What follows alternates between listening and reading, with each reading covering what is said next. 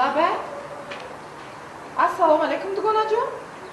بیاید مرحمت من در خونه مایلش بیاید مایلش خب مایلش همسایه این کجا باشه بالا نمیبرم ابوشه ای لبای بیا حاضر میرم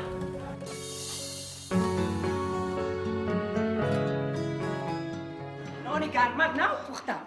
نه ها چیگاه بیان که آدم های گفتگی بیزنسمن های گفتگی همون خوزگاروی پولدار وقتی دخترات کشاده شد خدا باشکر همسایه جان یادم همین که اومد. کار بود شود من 2 برابر کارش ای مد گونه دادری همسایه ای بیا باز همین خسترم همی همین کار بود شد فهمیدم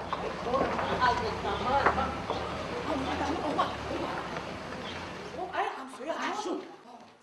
فهمیدم دوگانه همین در اومدن در اون موخی شد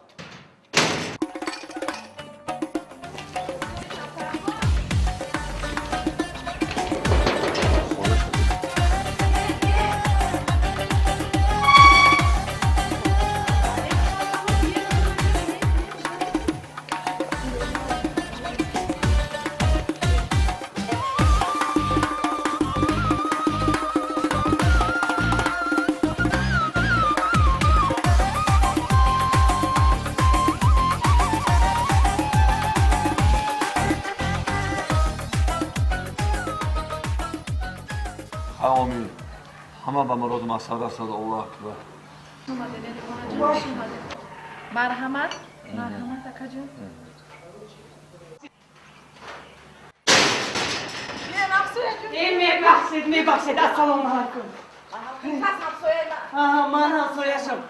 نه سلامتی و نه خوش آمدم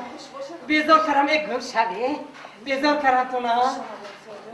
حالی میگفت اگه این همسایه این قوم نه من خوشش ای باور کنی من با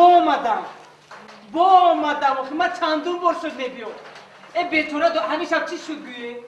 چی شد گویه دادرکی من همه اشکاش همه باران بری من همه خریخ ادگونه این سال داری من چند بار شد آمدم چند بار شد گفتم 10 بار نه 11 بار نه 11 بار من در خونه شما آمدم 11 بار شدم خب من گوش کنی همیشه میخیزم اخو خونی ما بینی میرم یک بنده که انا همیشه گردنش اویخته بچه بیچاره دادرم میگه همه دخترت یار مانده میتیاد نتیاد خودم میآویزم گفتم باور کنی دلکم آواده شد زاره کردم گفتم سهر خسته میرم همسایه جان میتیه دختر تو میو نمیتیه ای باور کن رحم داری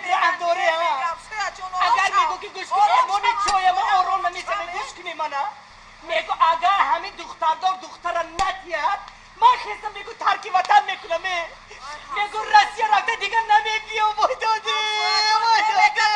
نمیگه دخی او چخه نمیگوی اسم من یک بار اسم من میفهمی 10 بار اومدمی همسایه جون گوش کنی اخا همین دادره که من جگر بنده که من یک تا یگونه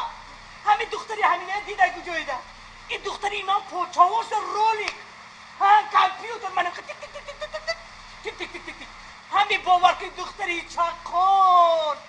سهر ساعتی 4 میخزد هیچ کی نخزه دختری اینا خستگی وای میخزه سهر همه چی روی دست خونه کده تیار وای شما خشم میشی همین زنک دفهمونه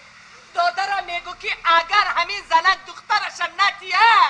من برومده تماما ترکی وطن میکنم رسیه میرم شما یک بار همین زنک دفهمونه وای دادرم دست میتیم وای دادره کمی وای یک تا دادر دارم وای انا بیزی ما خودم الان سن میتیم انا بینه